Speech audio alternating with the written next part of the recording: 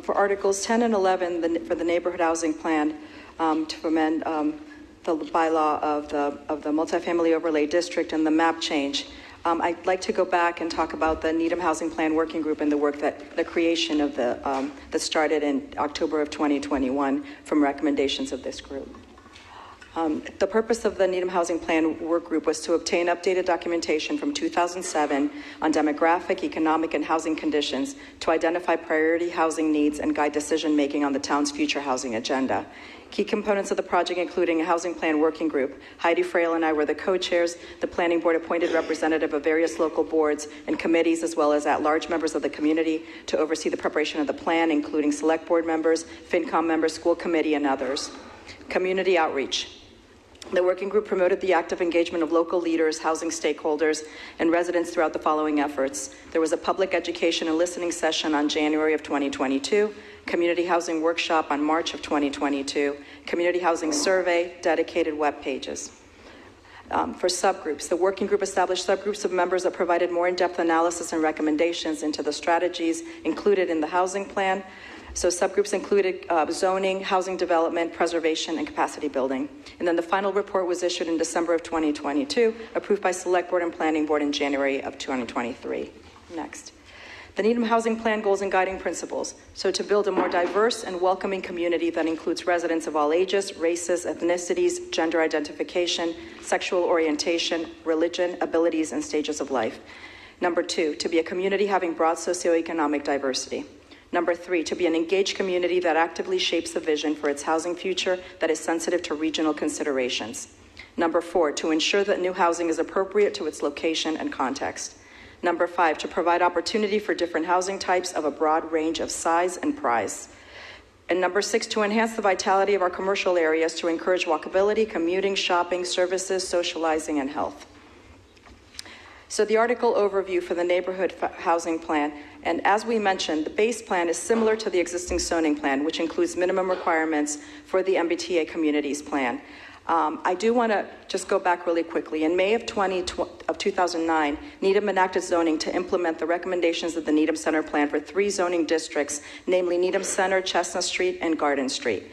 The purpose was to encourage at an appropriate scale density, mix of uses, and design the redevelopment and infill development of existing properties.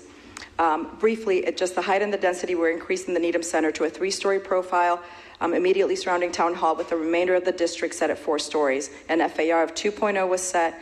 As it relates to Chestnut Street, it was 4 stories with an FAR of 2. As it relates to Garden Street, it was 3 stories with an FAR of 1 for housing and 1.2 for mixed use.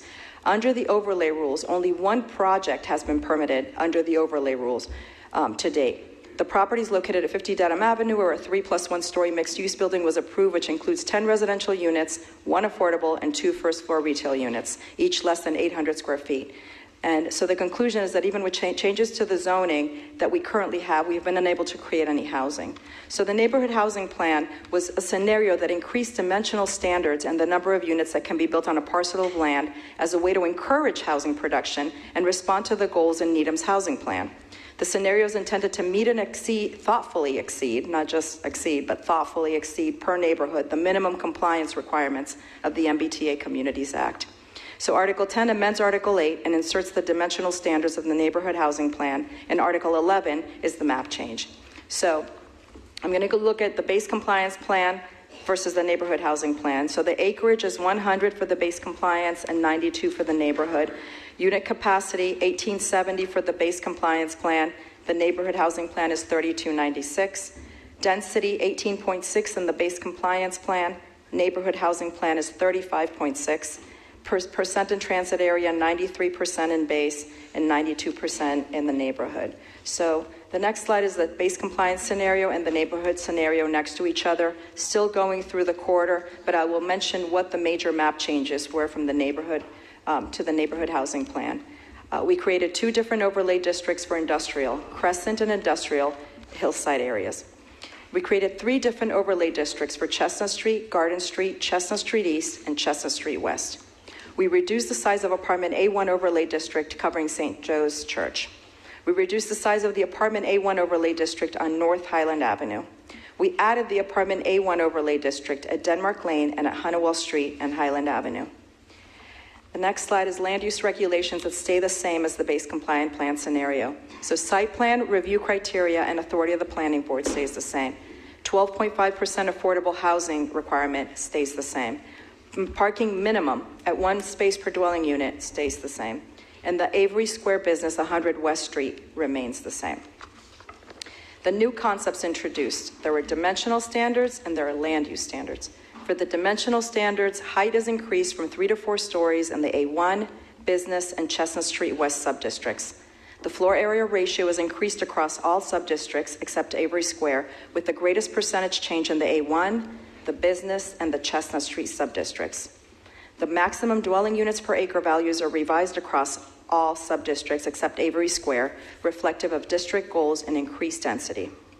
The land use standards, we added a half a story in Business District and Chestnut Street Business Districts to incentivize: 1 is mixed use development with first floor commercial, and 2, workforce housing for households earning between 80 to 120% of the area median income. So the next one is the neighborhood housing plan parameters, and highlighted in yellow is what changed. The height from 3 to 4 stories in A1, Business, and Chestnut Street. Floor area ratio increased: apartment A1 to 1, Business to 2, Chestnut Street to 2, East and Garden Street to 2, Hillside to 1, Crescent 0.75, and Hillside to 1. Maximum dwelling units per acre were increased: apartment A1 36, Business 48, Hillside Avenue Business 24, Crescent 24, and Industrial 24. And Business District of note is 4.5 stories or 4.5 stories allowed if commercial space on first floor or 7.5% workforce housing was included. On West Street, 4.5 stories allowed if commercial space on first floor and 7.5 workhouse housing was included. And on the East and Garden Street on Chestnut Street Business, 3.5 stories allowed if commercial space on first floor or 7.5% workhouse housing would occur. The likely build-out comparison. From the base to the neighborhood plan, Avery Squared remained at 189. Business apartment increased to 82 in the neighborhood plan. Business 111. Chestnut Street went to 137. Chestnut Street East was the first one. West from 50 to 560. Chestnut Street Garden, 33. Center Business is not applicable. Hillside Business Avenue went from 8 to 6. Industrial was in Crescent and Hillside, which were combined before. It was 79 and 91 with the neighborhood plan. The total units developed since the Needham Center Plan was implemented is 15. Base compliance plan is 411, and the neighborhood housing plan is 1288, with the majority of them being in the Chestnut Street corridor. So if we go to the actual plans, the scenario comparison of apartment A1 subdistricts: A is the Highlands, B is Rosemary, C Denmark, D Honeywell, E Charles Court. Changes is the height from 3 to 4, floor area ratio 4.5 to 1, max dwelling units 18 to 36. For the next scenario comparison, the business subdistricts, height 3 to 4 stories, floor area ratio 2.0. The max lot coverage was now NA, max dwelling units 48. Note that under the existing zoning of multifamily housing is not allowed in this district. And under the neighborhood housing plan, 4.5 stories allowed as of right if the building includes first floor commercial or 7.5% workforce housing for households between 80 to 120% AMI. A scenario comparison for Avery Square subdistricts, there's no change. That's number 13. Slide 14. Chestnut Street subdistricts, height in the stories from 3 to 4, from 3 to 3 in the east, but to 4 in the west. Floor area ratio 0.7 to 2, and then parking remains the same.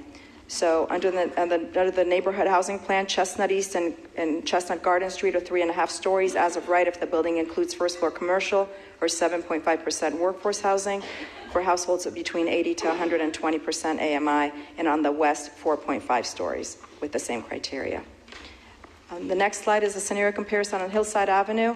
What changed here is the floor area ratio of 0.7 to 1, and then the maximum dwelling units per acre are 24. The next one is the scenario comparison, industrial subdistricts. What changed here was the 0.5 for the base compliance. It's on the Hillside Avenue from West Street to Rosemary, and on B is Crescent Road Industrial District. What changed FAR 0.5 to 0.75 in Crescent, 1 in Hillside, maximum dwelling units 24. And so this is what you would see in each district, which is the next slide. Which, looking at Chestnut Street East, the base height is 3, the neighborhood housing is 3.5. Chestnut Street West, base height is 3, neighborhood 4.5 because it's next to the train stations.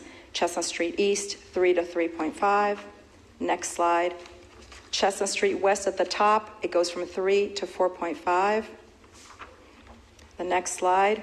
Chestnut Street West, the industrial over Chestnut Street West from the 3 to 4.5, but industrial apartment A1 was added from 3 to 4 stories. The next slide is industrial apartment A1. It goes from 3 to 4 stories. Chestnut Street Garden Street 3 to 3.5. The next slide is apartment A1. It goes from 3 to 4. The St. Joe's area goes from 3 in the base to not being included in the neighborhood housing business district. It goes from 3 to 4.5 stories. The next one is apartment A1 in Rosemary Lake goes from 3 to 4. And industrial Hillside, it remains at 3. And then Avery Square remains the same. The next slide, industrial Hillside, it remains the same, 3 to 3. By right, 3 in Avery Square business, 4 by special permit. Hillside Avenue business, 3 in the base, 3 in the neighborhood. A1 right next to it, it was not included in the base, but it's included in the neighborhood with 4 stories. Apartment A1 above it, it was 3 stories in the base, but it was not included in the neighborhood plan. Industrial Crescent remains 3 and 3. And apartment A1, in the next slide, goes from 3 to 4 stories. And so the planning board recommends the adoption of Articles 10 and 11. Thank you.